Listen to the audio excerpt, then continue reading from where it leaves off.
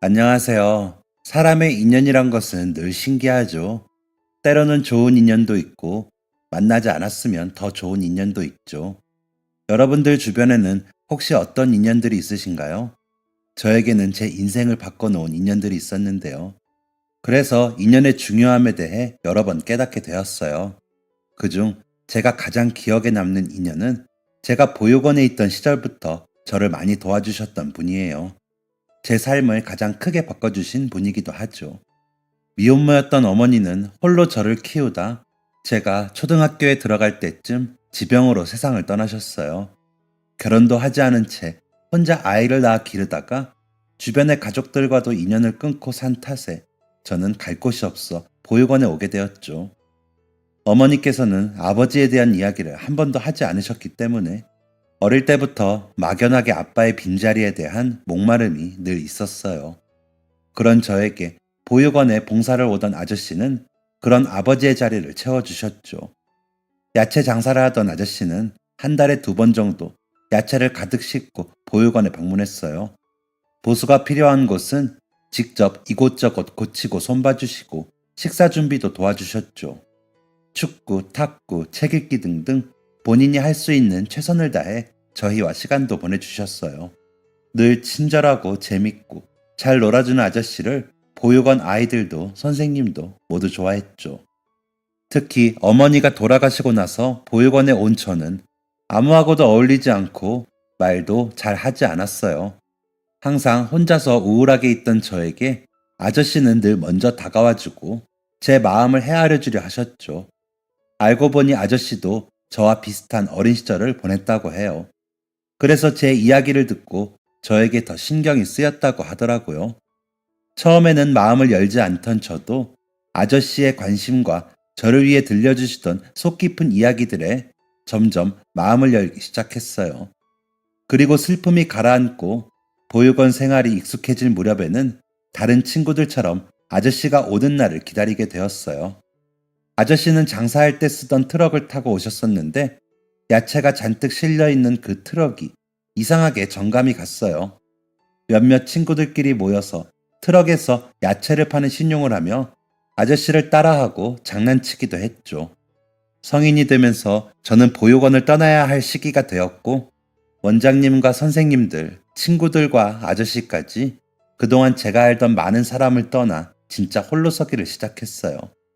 이제 막 성인이 된 부모님도 가족도 심지어 돈도 없는 아이가 혼자 살아가기에 사회는 정말 쉽지 않은 곳이었어요. 고등학교 때 땄던 컴퓨터 관련 자격증으로 회사에 들어갔지만 무시당하기 일쑤였고 지인의 소개로 들어간 공장은 일이 정말 힘들었어요. 적은 월급으로 월세와 생활비를 감당하는 것도 쉽지 않았고 그런 마음을 털어놓을 곳이 없다는 게 가장 쓸쓸했었죠. 외롭고 힘든 하루들의 연속에 저는 나날이 지쳐가고 있었어요. 그러던 어느 날, 그날은 오랜만에 쉬는 날이라 딱히 할 일도 없고 해서 오랜만에 동네 주변을 돌아다니고 있었어요. 그런데 익숙한 목소리가 저를 부르더군요. 승철아! 뒤를 돌아보니 보육원에서 저희를 돌봐주셨던 아저씨가 환하게 웃으며 반갑게 손을 흔들고 있더라고요. 아저씨! 이 동네에서 처음으로 아는 사람을 만났는데 그게 아저씨라니 너무 반가웠어요. 승철이 오랜만이다. 잘 지내냐? 그럭저럭이요. 아저씨는 여기 어쩐 일이에요? 나는 이 근처에 거래처가 있어서 거기 가는 길이다. 와, 정말요? 저 이 동네 살면서 아는 얼굴은 처음이에요. 너무 반가워요. 그동안 잘 지내셨어요? 허허, 그랬냐? 나야 잘 지냈지. 혹시 시간 되면 나랑 같이 거래처 들렀다가 밥이라도 먹으면 어떠니? 아저씨가 오랜만에 맛있는 거 사줄게. 저야 좋죠. 오늘 일 쉬는 날인데 약속이 없어서 혼자 괜히 돌아다니던 중이었거든요. 하하, 잘 됐구나. 가자. 여기서 좀만 걸어가면 돼. 그렇게 아저씨를 따라서 평소에 트럭에서 팔 물건을 떼어오는 시장에 갔어요. 이 근처에 살면서 이런 곳이 있다고 이야기는 들었는데 직접 와보는 건 처음이었죠. 시장은 상인들과 물건을 구입하는 사람들로 북적이고 활기가 넘쳤어요. 사람 사는 냄새라고 할까요? 물건을 사고 팔고 흥정을 하는 사람들 사이로 그동안 느끼지 못했던 생기가 느껴졌어요. 아저씨와 돌아다니며 사람들과 인사도 하고 필요한 상품들을 예약하기도 하고 요즘은 어떤 게 제철인지 구경도 했죠. 거기 있는 분들과 인사를 나누고 물건을 꼼꼼하게 고르고 상인들과 흥정하며 거래를 이어가는 아저씨의 모습은 뭔가 반짝거리고 커 보였어요.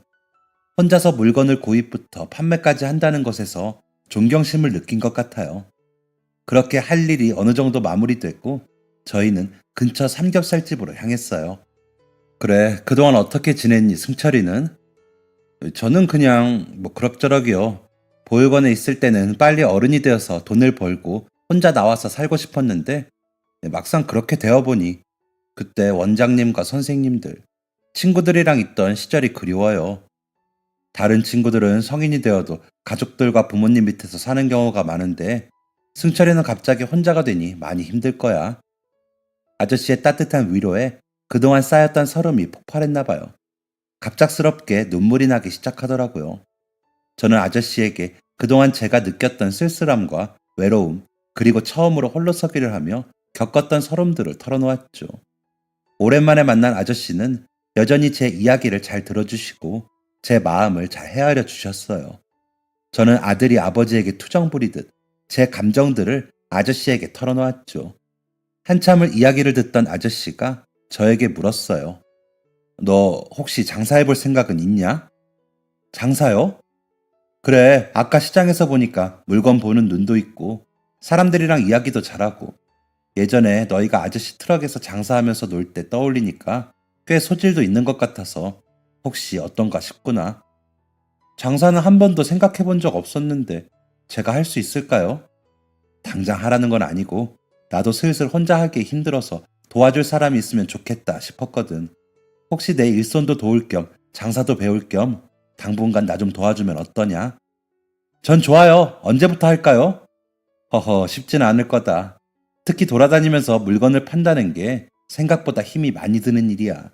쉬면서 체력도 좀 보충하고 하던 일 마무리되고 네가 충분히 준비되면 그때 연락하렴. 그렇게 몇 주 뒤부터 저는 아저씨를 도와 트럭에서 야채 장사를 하기 시작했어요. 해주셨던 말씀처럼 장사는 쉬운 일이 아니었습니다. 새벽 일찍 시장에서 필요한 상품들을 떼오고 그것을 트럭에 싣고 시간대별로 사람이 많은 곳으로 부지런히 돌아다녀야 했어요. 아저씨는 확성기를 가지고 다니면서 트럭이 왔음을 알리고 장사 멘트를 하셨는데 오후가 되면 목이 금방 쉬고 말하기 힘들어서 어려움을 느끼는 것 같았어요. 아직 장사를 시작한 지 얼마 되지 않은 햇병 아래인 저는 아저씨의 찰진 멘트를 따라가기 어려웠기에 아저씨를 따라다니며 이 부분을 개선할 방법이 없을까 고민했죠. 그리고 어느 날 시장을 지나다가 한 상인분이 녹음된 멘트를 틀어두고 장사를 하는 것을 보게 됐어요. 아, 이거다 싶은 생각이 들어 얼른 녹음기와 테이프, 그리고 테이프를 틀 수 있는 라디오 기계를 구입했죠. 아저씨, 승철이 왔니? 오늘따라 더 기운이 넘치는구나. 제가 기가 막힌 아이디어를 떠올렸거든요. 허허, 기가 막힌 아이디어?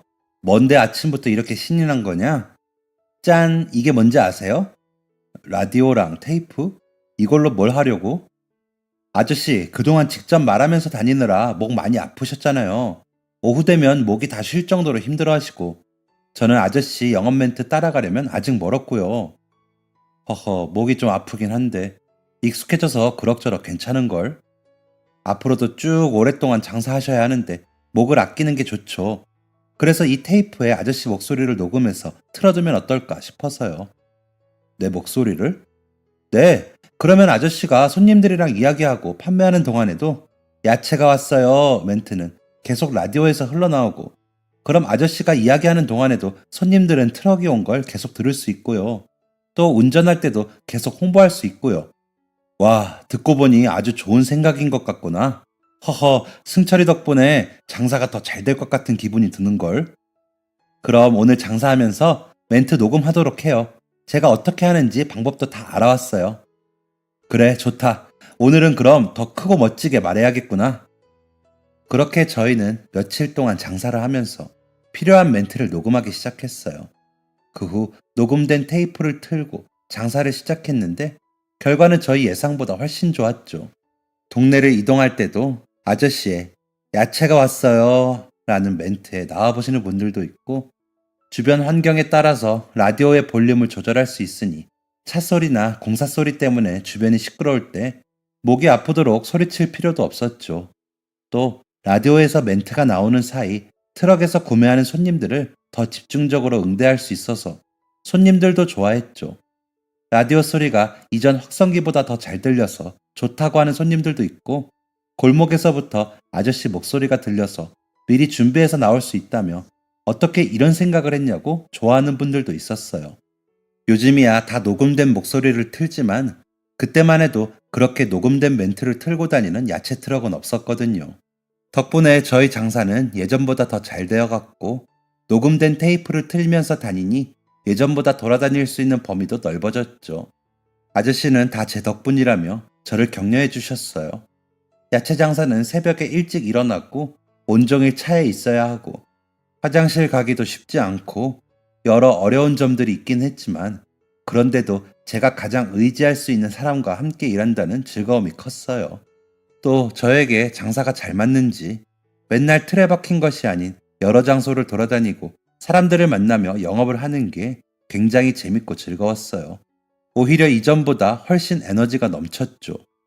저희의 트럭 장사는 날이 갈수록 호황이었고, 아저씨는 돈 때문에 결혼식을 미루었던 아내분과 화려하지는 않지만 그래도 정장과 드레스를 입고 작은 예식장에서 결혼식을 하게 됐어요.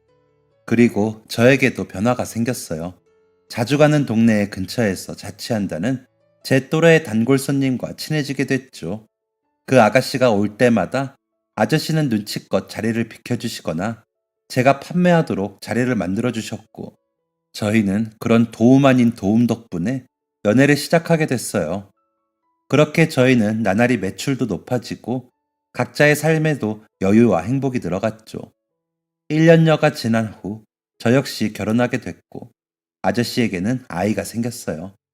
몸이 약한 아내분을 도와 아이를 같이 봐주시다 보니 예전처럼 집에서 먼 동네로 장사를 가는 게 힘들어지셨어요.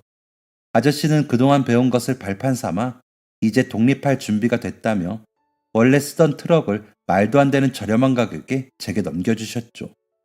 저는 원래 쓰던 녹음 테이프는 제가 계속 쓰고 싶다며 아저씨에게 부탁을 드렸죠.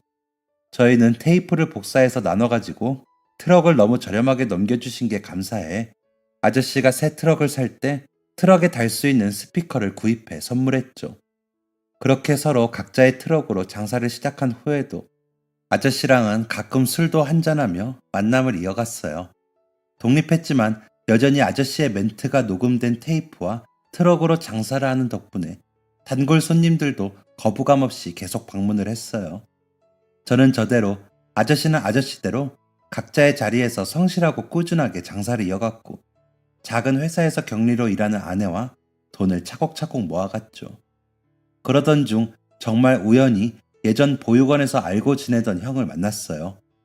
승철아, 형, 이게 얼마만이야? 정말 오랜만이다. 잘 지냈어? 그럼, 승철이 너 요즘 트럭 장사한다며? 거기 잘 된다고 아주 소문이 자자하더라. 에이, 그게 뭐 내 능력인가. 우리 전에 보육원에 야채 트럭 아저씨 기억나? 다 그분 덕분이야.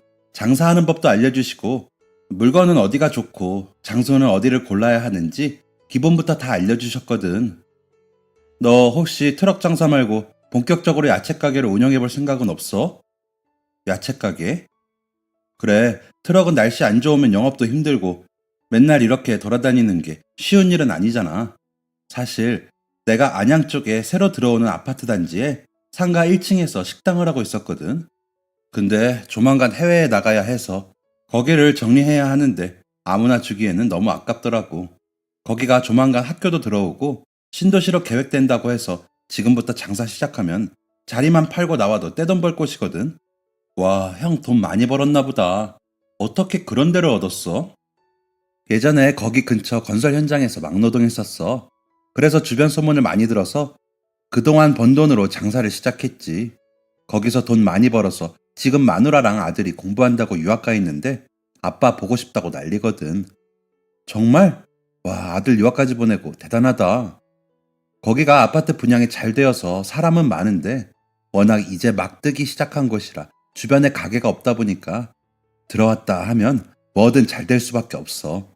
덕분에 나도 거기서 번 돈으로 애들 유학도 보내고 내가 급하게 정리하는 거니까 식당 물건 빼고 시설 철거하는 비용도 내가 내고 너는 일단 계약금 반만 내. 반만? 그래도 돼? 너도 당장 목돈 마련하기 어려울 거 아니야. 일단 반만 내다가 돈 준비되고 나도 출국 준비 마무리되면 그때 다 내서 가게 넘겨받으면 될 것 같은데 어때? 그렇게 해주면 나야 좋지. 그래, 그럼 내가 연락처 알려줄 테니까 언제 한번 가게 보러 와. 그래, 알았어, 형. 고마워. 저는 집으로 가서 아내와 이야기를 나눴고 아내는 뭔가 찝찝하긴 하지만 그래도 힘들었던 시절 알던 형이라고 하니 정말 도움 주고 싶은 마음의 한 제안 아닐까 하며 제 의견을 존중해 주겠다고 했어요. 저는 형에게 연락해 가게를 볼 수 있냐고 물었고 아내와 함께 형이 운영하는 식당에 갔더니 실제로 장사가 정말 잘 되는 곳이었죠. 계약금도 우선 반만 내면 되고 내부 시설도 자기 돈으로 다 바꿔준다고 하니 너무 좋은 제안이기에 저희는 가게에서 장사를 시작해보기로 마음을 먹었습니다. 아저씨에게도 이야기했더니 제 생각이 그렇다면 알겠다고 하셨어요. 저희는 정들었던 트럭을 처분하고 그동안 모아두었던 돈으로 우선 형에게 가게 매입금의 반을 주었습니다. 식당은 그전 시설을 깔끔하게 정리하고 보수해 주었죠. 매출은 별로 많지 않았어요. 아무래도 식당에서 야채 가게로 바뀐 거니 적응이 필요하겠다 싶어서 저희는 발전하는 과정이라고 믿기로 했죠. 가게를 차렸다는 이야기를 듣고 너무 감사하게도 단골 손님이 몇 분 찾아와 주시기도 하셨어요.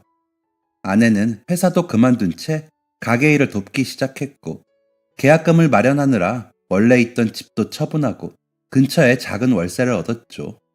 트럭 장사에서 시작해서 야채 가게를 차리다니 믿어지지 않았어요. 아저씨랑은 종종 연락했지만 타 지역으로 옮기고 가게 일을 신경 쓰다 보니 예전처럼 만남을 계속할 순 없었습니다.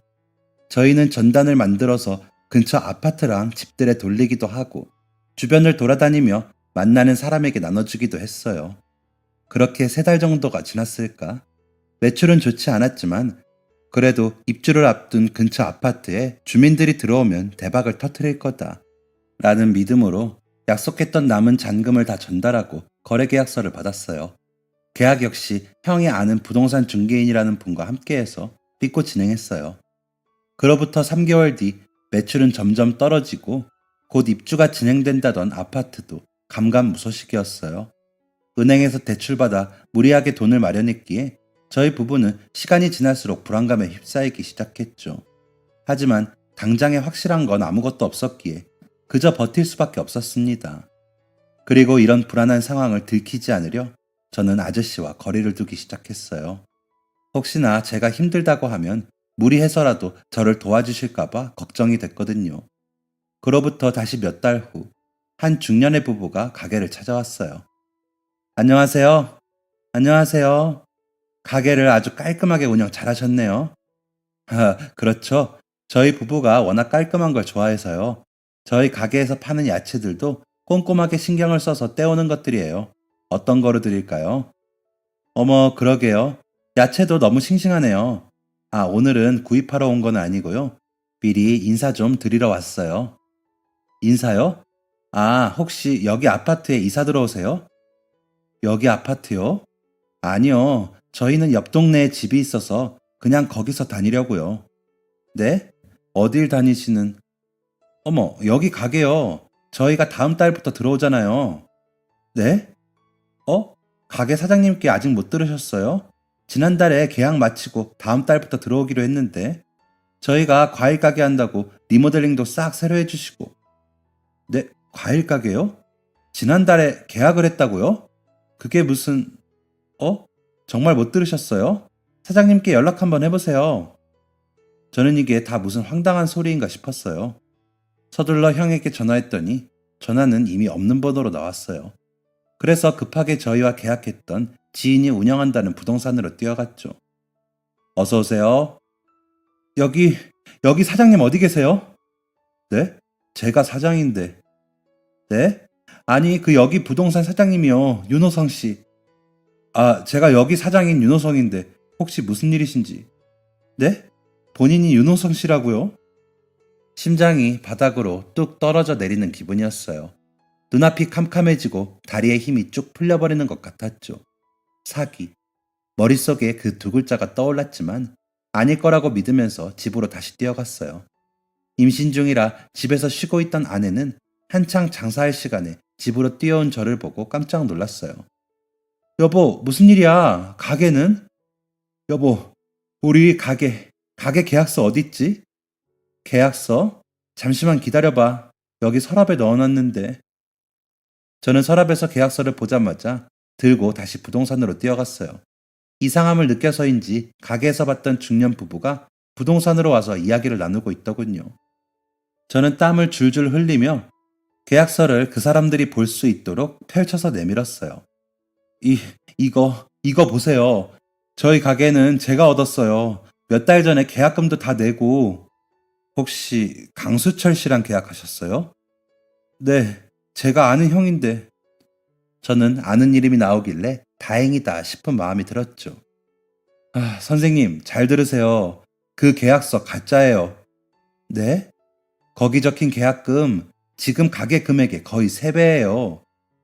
여기 앞에 분양하기로 했던 아파트가 분양사랑 공사한 사업체 간에 트러블이 있어서 분양이 미뤄져서 지금 시세가 절반 이하로 떨어졌거든요.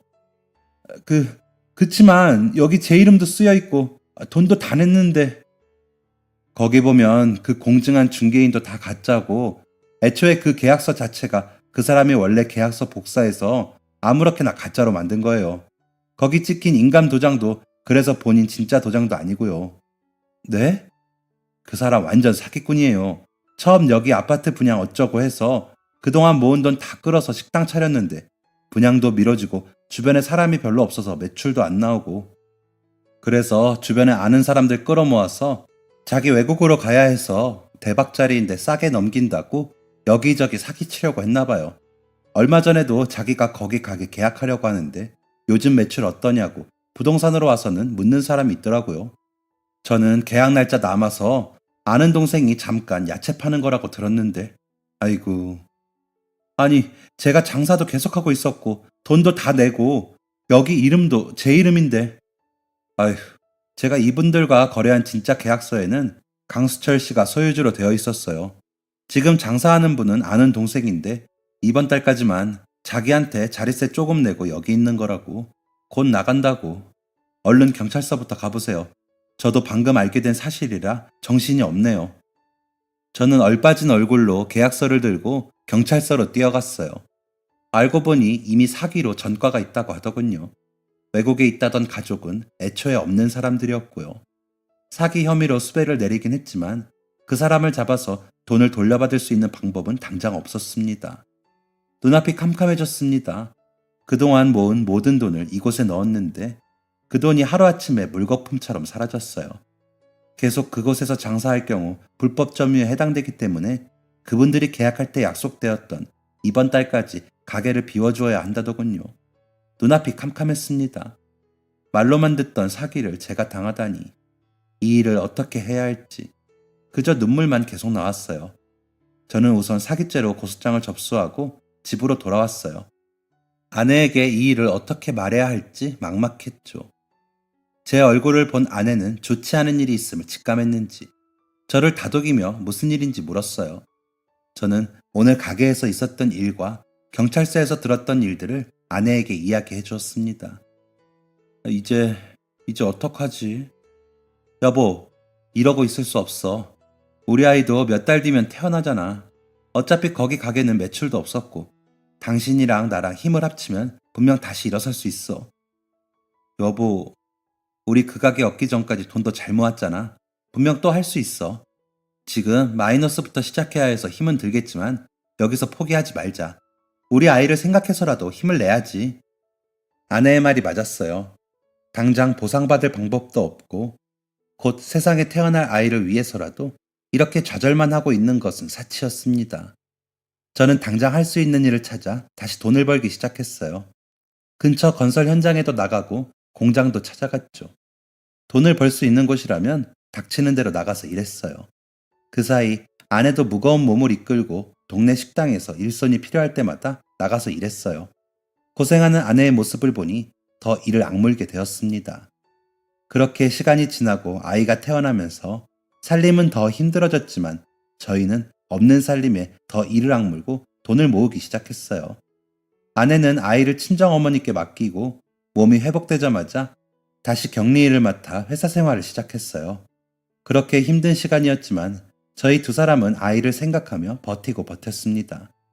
그러는 사이 아저씨와는 완전히 연락이 끊어졌어요. 힘들 때 도와준 아저씨에게 제 힘든 상황을 전하며 실망하게 해드리고 싶지 않았고, 목구멍이 포도청이라고 먹고 살려고 아둥바둥하니 누구에게 연락할 여유도 없었죠. 핑계지요. 간간히 혹시나 보육원에서 저에게 사기를 쳤던 형의 소식을 아는 사람이 있을까 하는 마음에 연락하면 원장님께서 아저씨가 꾸준히 후원금을 보내주고 계신다는 이야기로 안부를 대신하였습니다. 그렇게 정말 일하고 숨만 쉬던 몇 년이 흐르고 저희는 마침내 대출금을 다 갚을 수 있었어요. 그리고 빚을 갚고 남은 돈으로 아내는 다시 트럭 장사를 해보는 게 어떤지 물어보더군요. 저도 그때 야채를 트럭으로 팔던 때가 가장 저에게 잘 맞았던 것 같아 남은 돈으로 트럭을 구입했어요. 그리고 이전에 아저씨에게 받았던 테이프를 이용해 다시 야채 트럭 장사를 시작했죠. 그리고 아무래도 처음 장사를 시작했던 곳에서 하는 게 좋지 않을까 싶었던 참에 아내도 이전 살던 동네가 편할 것 같다며 예전에 살던 동네로 이사를 하였어요. 처음 아저씨에게 장사를 배웠던 시장도 그대로 남아있고 거래를 하던 분도 그대로 계시더군요. 오랜만에 저를 보시더니 그동안 어떻게 지냈냐며 무척이나 반가워하셨어요. 저는 예전에 거래처에서 물건을 떼어 장사하기 시작했어요. 트럭은 예전과 다른 새 것이었지만 익숙한 동네 아저씨 목소리가 녹음된 그때의 테이프까지 더해져 마치 처음 장사를 배웠던 예전으로 돌아간 것 같았죠. 그리고 아저씨의 목소리를 아는 몇몇 그 동네에 아직 남아있던 분들이 반갑게 저를 맞아주시더라고요. 그동안 어디서 어떻게 지냈냐며 안부도 물어봐 주시고 익숙한 목소리를 다시 들으니 너무 좋다며 기쁘게 맞아주셨어요. 오랜만에 장사를 하면서 사람들을 만나고 새벽에 일어나 다시 시장의 바쁜 일상과 생기 넘치는 일상을 마주하니 그동안 잊고 지냈던 기분들이 다시 들기 시작했죠. 차가운 새벽의 공기와 이른 시간에도 바쁘게 움직이는 사람들, 운전하면서 보이는 거리의 모습들은 모두 그동안 제가 잊고 지냈던 모습들이었어요. 오늘 점심은 뭘 만들지, 저녁 반찬은 뭘 할 거라, 어떤 야채가 필요한지, 어제는 무슨 일이 있었고 지난주에는 왜 야채를 사러 못 왔는지, 조그마한 트럭에 오는 사람들에게서 듣는 다양한 이야기들도 제가 무척이나 그리웠던 점이었어요. 그리고 이전의 추억들이 되살아나면서 아저씨에 대한 고마움도 다시 떠올랐어요. 그리고 아련한 그리움도 느껴졌지만 이미 오랫동안 소식이 끊어진 터라 연락이 닿진 않았죠. 보육원에도 후원금만 내시고 더 이상 찾아오지는 않으신다고 들어서 다시 만날 기회가 전혀 없더라고요. 혹시 찾아오시면 저에게 꼭 연락을 달라고 이야기를 해놓긴 했지만 연락이 없었어요. 그렇게 아저씨와 만나지 못한 지도 어느새 10년이 훌쩍 넘어가고 있었어요. 그 사이 저는 트럭 장사로 다시 돈을 꽤 벌어둔 상태였죠. 하지만 제가 장사가 잘 되는 건 왠지 아저씨의 목소리 덕분인 것 같아 저는 아무리 시간이 흐르고 트럭이 바뀌어도 오래전 아저씨의 목소리를 녹음한 테이프는 그대로 사용했어요. 그러던 어느 날, 그날도 아저씨의 목소리가 녹음된 테이프를 틀어둔 채 오랫동안 장사를 한 골목을 운전하고 있었어요. 그 순간 갑작스럽게 차 앞으로 달려나온 무언가 때문에 저는 급하게 차를 멈춰 세웠습니다. 가까스로 차를 세우고 앞을 보자 나이가 지긋한 여성분이 양팔을 벌려 차를 가로막은 채 눈물을 흘리고 있었어요.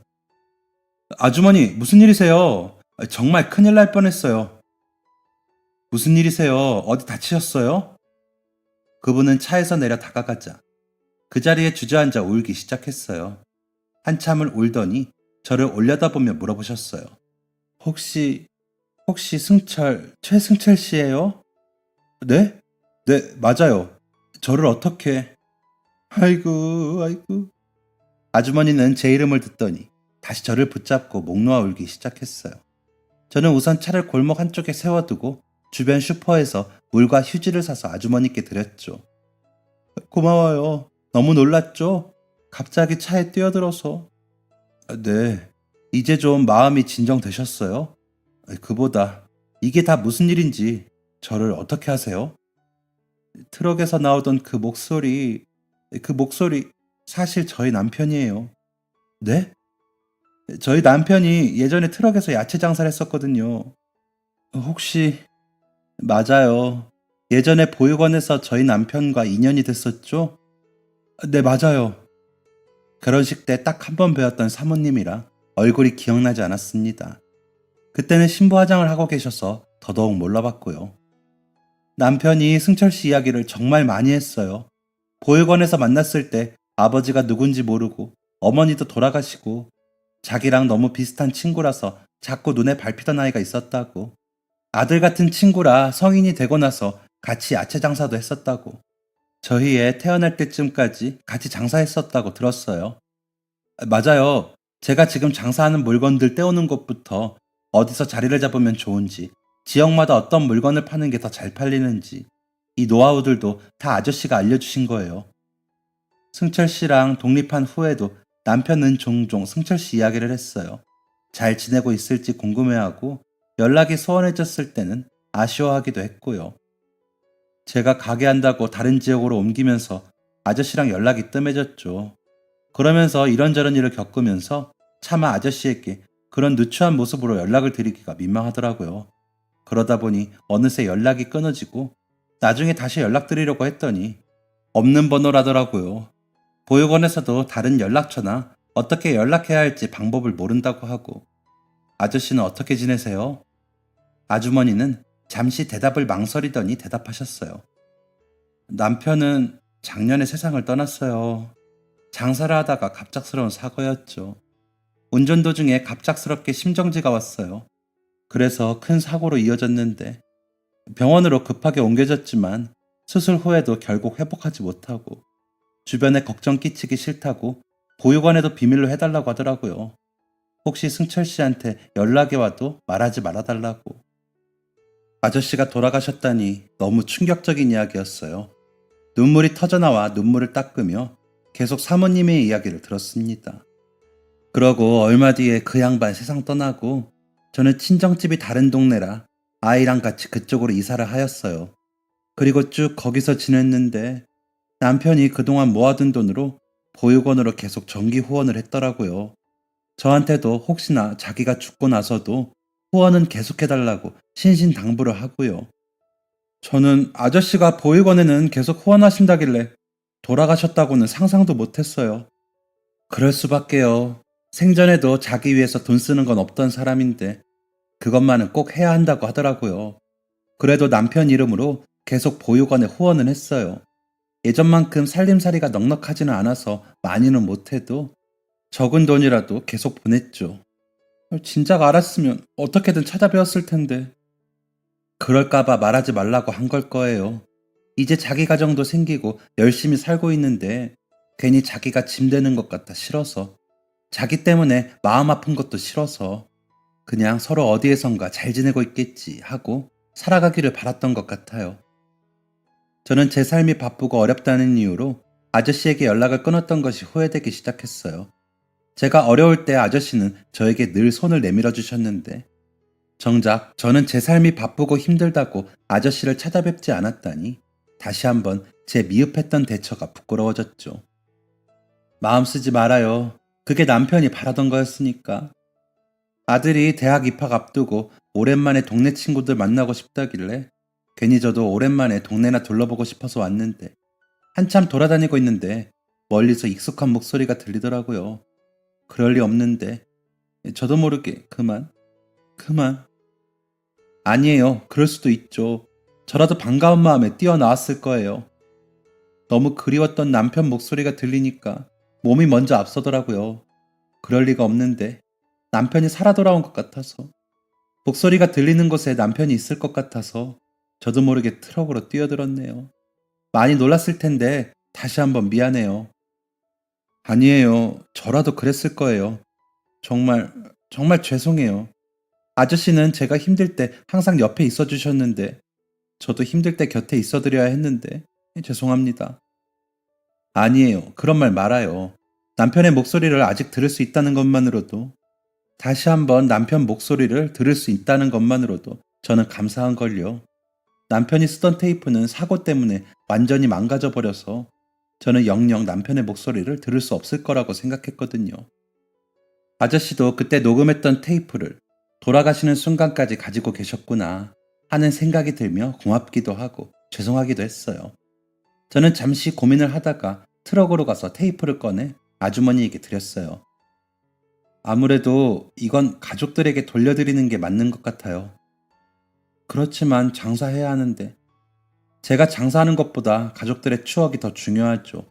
저도 이제 정말 스스로 독립할 때가 되었고요. 고마워요, 고마워. 사실 남편이 갑작스럽게 사망한 거라 그동안 애 키우고 일하고 바쁘게 지내느라 추억할 만한 사진도 제대로 없더라고요. 고마워요, 정말. 아니에요. 그동안 아저씨가 저에게 해준 거에 비하면 제가 아직 갚아야 할 게 더 많아요. 저는 아주머니께 연락처를 알려달라고 부탁드렸어요. 그리고 집에 가서 아내에게 오늘 있었던 이야기를 해주었죠. 아내는 이렇게 다시 만난 것도 인연이라며 저보다 더 반가워하더군요. 그러면서 어쩌면 그동안 아저씨에게 받았던 은혜를 다시 갚을 기회를 준 걸지도 모른다며 저에게 아주머니와 식사 자리를 마련해달라고 했어요. 저는 아주머니께 연락해서 우리 가족과 아주머니와 그리고 아저씨를 똑 닮은 아들과 함께 식사했죠. 이야기를 들어보니 아저씨가 갑작스럽게 사고로 돌아가시면서 생활이 많이 어려워졌더라고요. 사고가 나면서 다른 차량들과도 접촉사고가 있었기에 피해 차량에 보상을 해주느라 그동안 벌었던 돈을 거의 쓰고 아들의 대학 등록금을 마련하느라 힘들게 지내고 계셨어요. 그 이야기를 듣고 저와 아내는 정말 그동안 제가 아저씨에게 받았던 감사함을 돌려줄 기회라고 생각해서 아들의 등록금을 제가 도와주고 싶다고 제안했죠. 아주머니는 그럴 수 없다며 제 제안을 한사코 거절하려고 하셨어요. 하지만 저는 이렇게 하지 않으면 어릴 때부터 아저씨에게 받았던 고마움을 갚을 길이 없다고, 그렇지 않으면 제가 평생 무거운 마음과 후회를 안고 살아갈 것 같다고 설득했죠. 도움받은 부분은 나중에 꼭 갚겠다고 하시며 저희는 가까스로 두 사람을 도울 수 있었습니다. 그 후로 저희 두 가족은 자주 밥도 먹고 교류하며 지냈어요. 저는 아주머니와 아들이 조금이라도 편안하게 생활할 수 있도록 금전적 지원도 아끼지 않았죠. 물론 제가 할 수 있는 한에서요. 아저씨가 살아계셔서 도움을 드렸다면 더 좋았겠지만 뒤늦게나마 이렇게라도 아저씨의 가족들을 도울 기회를 얻게 되어서 다행이라고 생각했어요. 아주머니는 아저씨가 그랬던 것처럼 저에게도 어머니처럼 따뜻하게 대해주셨고, 아들도 공부를 잘하는 덕분에 어떻게든 자신도 도움이 되고 싶다며 제 아들의 공부를 봐주었어요. 저희 두 가족은 서로의 부족한 부분을 채워주고 도움을 주며 아저씨가 손 내밀었던 소중한 인연을 다시 한번 이어나갔죠. 또 아저씨가 살아생전 부탁하셨던 뜻을 존중해 보육원에도 꾸준히 후원을 이어갔어요. 시간이 들 때는 아이들까지 해서 보육원에 직접 방문해 일손을 돕기도 하고요. 아저씨가 살아계셨을 때 그랬던 것처럼 저희도 할 수 있는 선에서 다른 사람들을 돕기 위해 노력했어요. 그리고 그때 왜 아저씨께서 보육원에 봉사도 오시고 후원도 하고 또 저에게도 손을 내미셨는지 알 것 같았어요. 저 역시 아저씨의 가족들을 돕고 보육원을 찾아 아이들과 함께하며 제가 장사를 할 때만 느꼈던 생기와 활력을 느낄 수 있었거든요. 비록 아저씨는 이 세상에 없지만 우리 가족은 아저씨의 이름 덕분에 소중한 인연들을 맺게 되었어요. 처음 아버지의 따뜻함을 가르쳐 주셨던 그때처럼, 처음 트럭에서 장사하는 법을 알려주셨던 그때처럼 마지막까지 아저씨는 저에게 마음을 나누는 따뜻한 가르침을 주고 떠나신 것 같아요.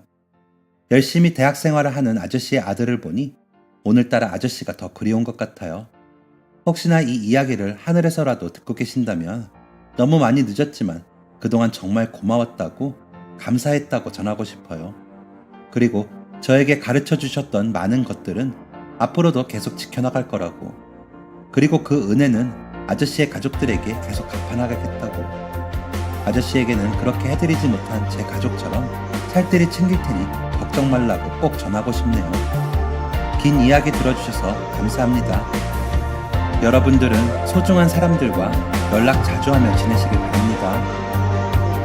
지금까지 사연 들어주셔서 감사합니다. 사연이 재밌으셨다면 구독과 좋아요를 눌러주세요. 감사합니다. 안녕히 계세요.